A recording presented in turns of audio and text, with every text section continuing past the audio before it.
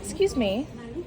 Hi, how can I help you? Hi, I'm looking for whoever did my daughter's nails yesterday.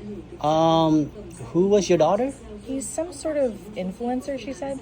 Oh yeah, that would be me. I did her nails. How can I help you? Okay, I've got a bone to pick with you because as soon as I picked her up yesterday, she came in the car crying, saying that you said she smelled bad. What?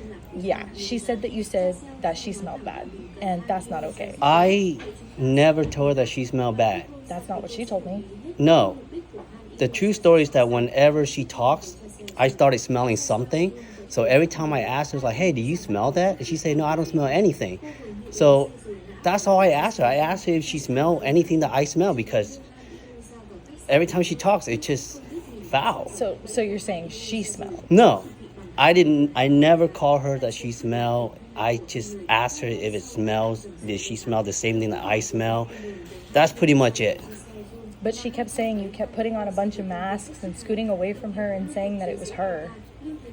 Look, wearing a mask, multiple masks, is just part of my job, but it has nothing to do with what I smell. It was probably my upper lip, so I don't even know what you're talking about. Multiple masks really isn't necessary. If it was your upper lip, maybe it's you.